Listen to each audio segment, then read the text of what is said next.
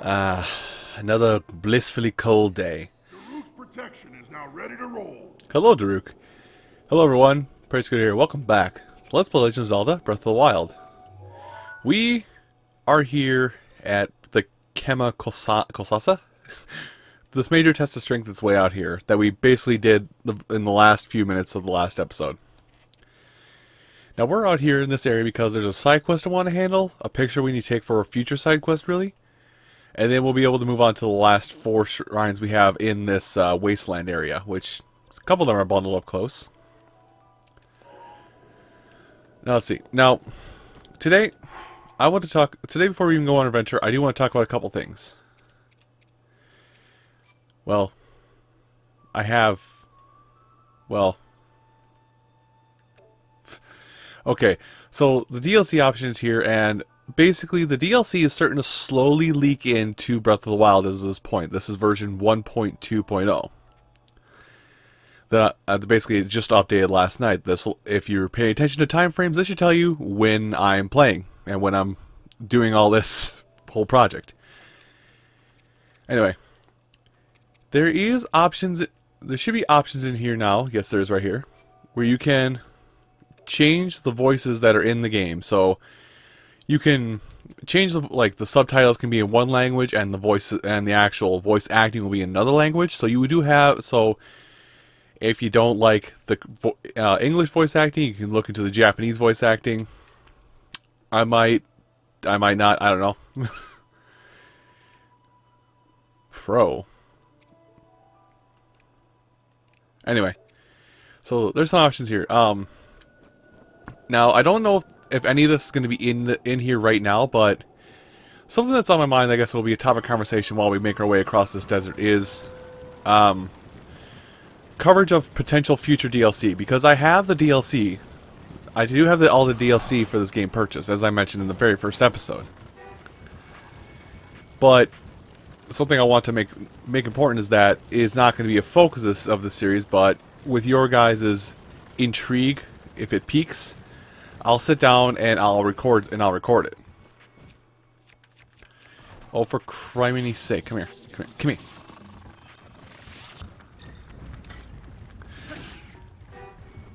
Come here. Come here. Give me you. Hey, I already blew up your friend. Anyway. Ooh, cool stuff, Lena. We'll need that. Sorry, I got really intense. So, but I did want to make sure I mentioned the DLC, because I know that some people will be sticklers about it and will be like, "Hey, we want you to show DLC on this game and see if it's worth our purchase," stuff like that. Because I do that from time to time, where it's just like, is it worth getting this DLC or is it not? Heck, I did that with the classic Shovel Knight to Shovel Knight Treasure Trove. When I did that short video. But I guess this is all going to be gauged on your personal opinion. If you feel that you would watch stuff about the DLC as well as bonus episodes. Of course, I'll probably sit down and record them all in one big bang. I have room for this. Never mind the fact that I'm probably going to use it immediately. Anyway, so before I continue rambling on how I've been rambling, from here, well, I've talked about the DLC. I haven't really discussed the actual parts of it, but that will be part of our adventure today. So from this shrine, I kind of went northeast, and coming to this particular point right here, which looks like a open triangle, really. This open triangle is for a side quest. It's for a side quest you'll actually get later on, but we're going to take care of it now, just so we don't have to deal with it at this moment. Okay, how far are you going to follow me? How far are you going to follow me? How far are you going to follow me?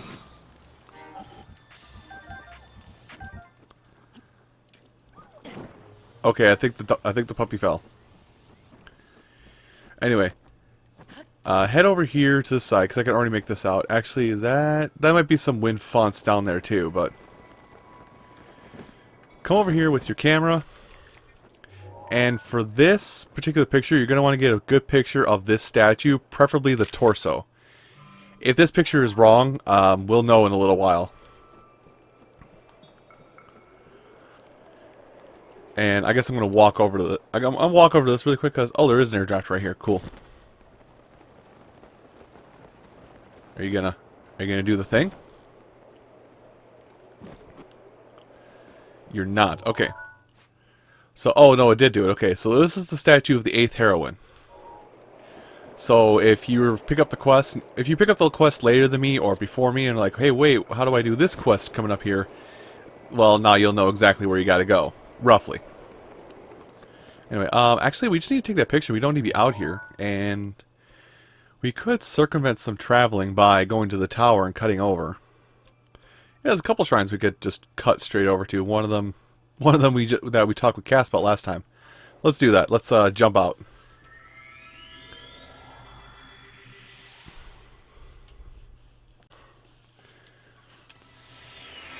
So, now that we're here, we're going to head for the blue one first, because I feel that will be a little bit easier, plus I think I know which particular shrine that is. Anyway, so the DLC, I talked about this, I'm going to take the lower route here, screw it. The DLC I mentioned is, it's going to have some trials of the shrine.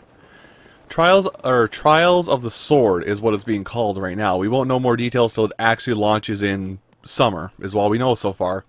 I'm guessing late May, which, well, that kind of ruined a bit of a surprise now, didn't it?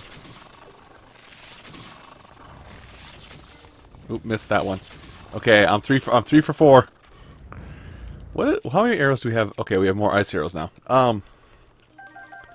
But anyway, comes out late May, early June. I'm gonna assume, but you know what to say about assumptions.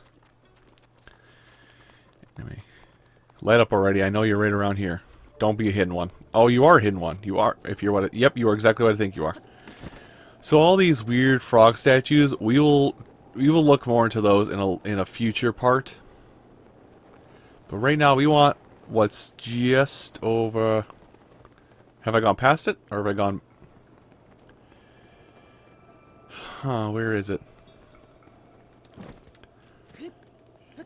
Because there is a shrine over here. I know there is one, but I don't know exactly where. Is it further up the path? Oh, it's up there. I missed it. Actually, this is where we were before. Was it? Oh, I literally walked right over and then walked away. Alright. Try it. Try it, puppies. See me. See me. See me. And I'll get some good prime steak. Really?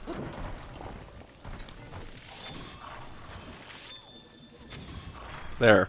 I'm now 5 for 6 on those shots. There. So tired of all this crap. Anyway. Yeah, we went over.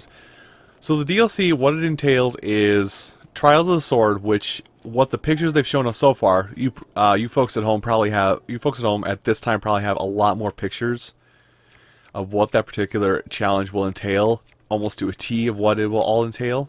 Use this. Oh, is it time to use it? Okay. This particular shrine is interesting. So, it doesn't say what the challenges are, but the pictures that they showed so far, it looks like it's connected to using the Master Sword to activate it. Anyway, read this. You seek power untold, offer a shining blue stone. Well, they literally gave us exactly what we needed right outside of here, so beep!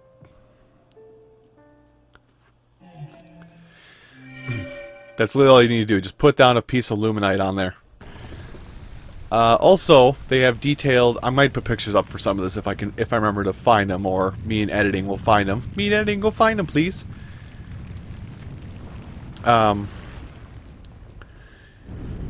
These pictures, not these pictures. This DLC, at least for the armor, because there's going to be 8 pieces of armor total, is going, well, 9 pieces technically. There are going to be 9 pieces of armor total, 3 headpieces, and 2 full armor sets. And I guess I'll talk more about them once we get inside of the shrine itself here.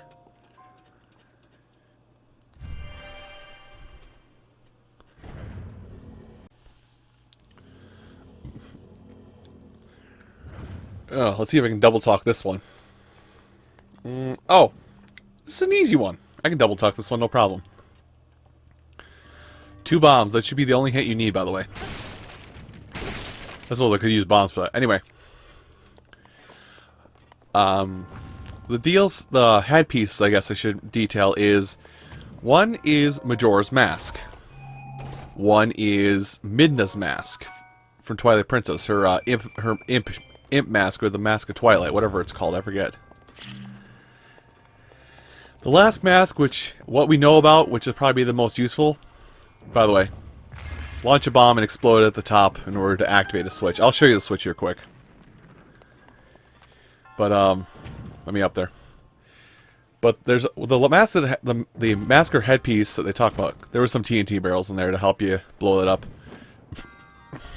The mask that will help the most is going to be a Korok mask. What the Korok mask is what will help you with 100%ing any Korok related objectives. Oh, this one's cool. So, remember how the thing said 2 bombs? You will be using 2 bombs. So set your bombs up as you wish, and then blow up one, get the other one ready, and blow it up on top. And there you go. You're on to the last puzzle here in this room. But there's a Korok mask. It looks a lot like Makar's mask. And what it does is basically, as you're searching for Koroks, it'll ping kind of like your shrine radar, and it says, "Hey, you, sir or madame, are close to a Korok. You should probably look around a little bit." Anyway, we want to put both bombs up there because they function a little weird. Anyway, we want to blow up the square bomb to get us up here. Then we want to watch the circle bomb for it to pass over, so we can open the door back up. That's all it is. So yeah, that's what that Korok mask is. Like I said, it looks like Makar's mask from Straight Outta Wind Waker. And it's got the appearance-wise, it's got the little pinwheel flower, like for when you find a target, shooting minigame Korok out in the wild.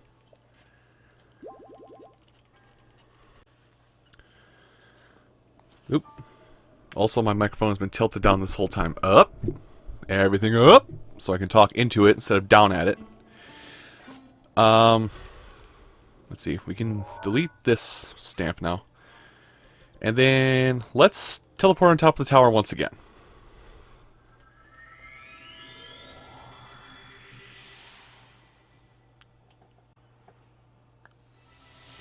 So, on top of the tower.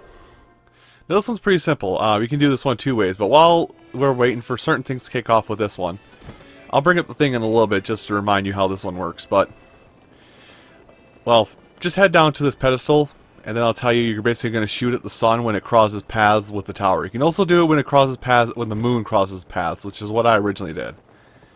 But the sun will work, so you have to wait till about 11 o'clock, I think. So we have plenty of time to talk about my next point. So the 2 armor sets. The first armor set is called the Phantom. It's called Phantom armor. It looks like the Phantom Knights or the Phantoms. The Dark Knights. I don't know what they're technically called anymore. I've played Phantom Hourglass and I don't remember what they're called, but basically the Phantom Knights that, well, probably more accurately, most people know from this, the Phantom Guards that Zelda summons with her down B in Smash, or if you have played Spirit Tracks and or Phantom Hourglass, those knights in the Ocean King's Palace are the ones that Zelda can possess. So it's gonna be an armor set that looks like that. We know nothing more than its looks. Then the other armor set, I was elated when I first mentioned his appearance in the game, and now it gets worse. There is a Tingle armor set coming with this DLC pack as well. Again, nothing stated as to what it does, but it is the full Tingle costume. Now some people are like, "Oh, good, Tingle, he's funny, I like this character," and most people are like, "Oh God, Tingle, he's annoying, and I paid him way too much money." I'm going, "Oh Jesus, Link is in trouble." You guys ever played a game called Tingle's Rosy Rupee Land? I haven't. I've been watching one of my friends do a playthrough of it. Basically, think of Zelda, but with an economic system, and rupees are your life force. And enemies just steal more rupees to do more damage to you, progressively. Ah. Trust me, it's actually a really entertaining series. My friend Tamal9 has done a full series on that at this point. I'm 90% certain he's done. If he's not done by the point this episode goes up, then I'm going to start asking him questions, or assume his computer imploded.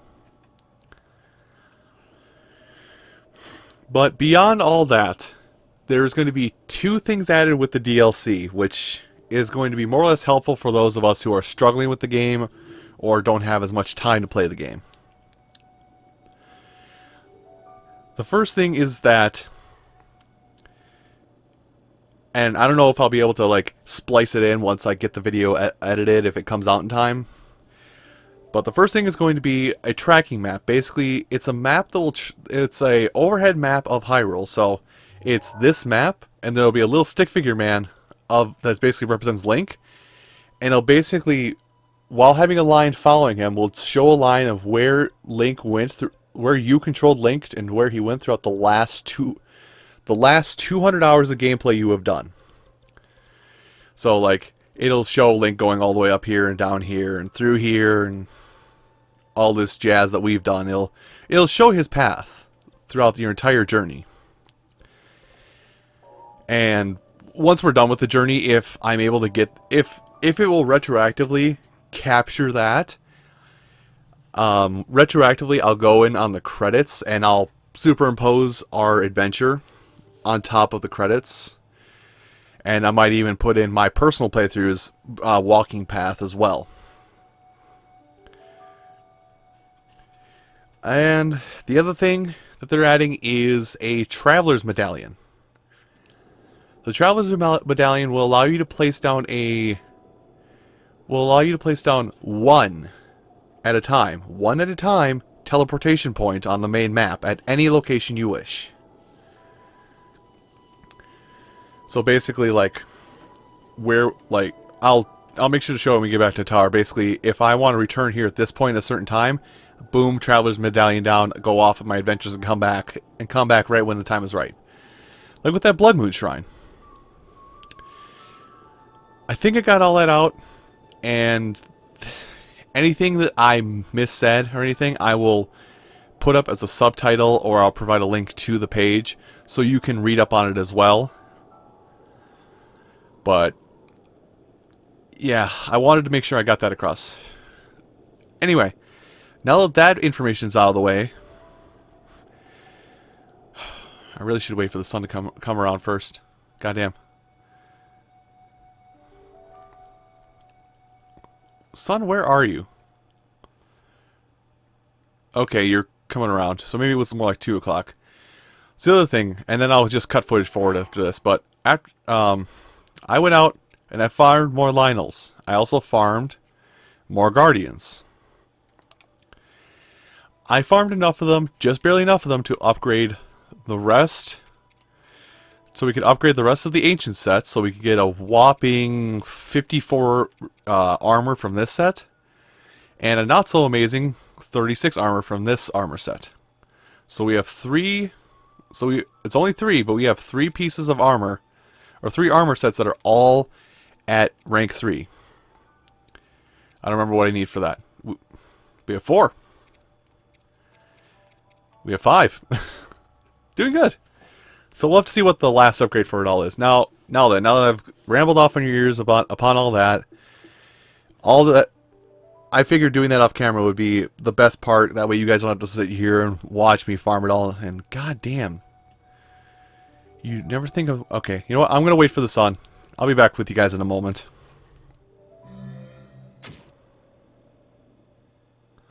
Oh, there it is.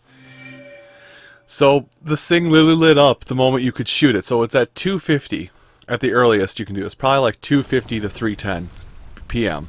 or 2:50 a.m. to 3:10 a.m. You can do it either day or night, doesn't matter. So while I was sitting here While I was sitting here waiting, I went on social media, and and then I sparked something else that I remembered. That I remembered was I remembered something that was another thing that's coming with the DLC soon, and I'm surprised I missed it. Especially if it's a blessing. I'll talk about it once we get inside the shrine here. Get in the shrine, Link. I understand it's pretty and mystic, but get in the shrine.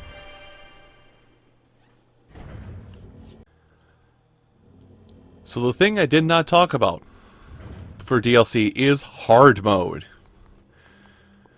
Oh, this will be done in a second. What is hard mode? It's modest. Okay, well I don't have to go full ham on this one. I can just equip my berserker set and go at it. What hard mode is basically, enemies will not. Enemies will be a little bit smarter from get-go. As in, oh, I don't want either of those. Actually, I kind of want the Guardian Sword. Nice. But how the hard mode works is that every enemy is upgraded by one stage. So this is like a rank 3 mini Guardian. Seeing as this is a rank 3 mini Guardian, does that sparkle? It does not. Ah, dang it. But yeah, what will happen is all enemies will be upgraded by one rank. So that would be, well, I already said that, but just for reference, you know, what is it? Red bokoblins in the Great Plateau will be blue bokoblins, and regular red moblins will become blue moblins, and just, you know, everything will be one stage tougher from there initially. Once you get to about the halfway point, that doesn't matter as much because things will just drop off. But here's the extra caveat to hard mode. Enemies will regenerate health. So not only are they harder, if you decide to play the game where you just continue to run away from them. I'm going to use this up right away. This is poop. It's a one-handed frostblade. Not only will enemies not play the I'm going to run away and just throw bombs at you game, because they'll just regenerate the health you deal to them from the bombs, they're also going to be tougher. So you have to be smarter. Welcome to Dark Souls Legend of Zelda Edition. I almost forgot that, and that's probably like the biggest selling, for me at least, is the biggest selling point of hard mode, or of the first DLC pack, is the hard mode option. I decided to meet you up here on top of the tower instead of down there. Be a little bit easier on you. But yeah, we figured it out, and there goes Cass. I think that is the last of Cass, unfortunately. I liked him too. He was a good character. Anyway, let's head towards. Yeah, let's head towards that red dot. Oh, so yeah, I've just in this first 30 minutes of me recording today, I've spilled so much beans about the DLC coming up, really, and nothing much else. But I hope that, I hope my information about what's coming with it, with my current knowledge, will sway you whether you want to get the DLC or not. Like I said, I threw 20 in right away. I'm getting both DLCs because it's a reduced price. Plus, I get little bonuses here. Something I didn't mention though is that the extra armor pieces, like the head pieces and all that jazz, those particular sets of armor will just be in random chests that spawn throughout the world. There was no note saying, okay, well, it's going to spawn in this location, and this location throughout the world. They could replace 300 rupee chests. They could just be brand new chests dropped in the world that are only unlockable at certain things. Are there wolves? What's after me? Whatever. So yeah, like I said, I don't know if it's going to be specific chests or specific locations, or if they'll replace previous chests, or what their plan is. Actually, okay, what I want to go to is over here. I need to stop drawing so many straight lines. I'm allowed to curve the earth. Anyway, actually, I think that's somewhere around there, not where that Bokoblin fortress is. That's our hill right across from us. But we'll have to get to that last shrine next time. Everyone, thanks for watching this episode of Legend of Zelda Breath of the Wild. You all have a great rest of your day, and take care.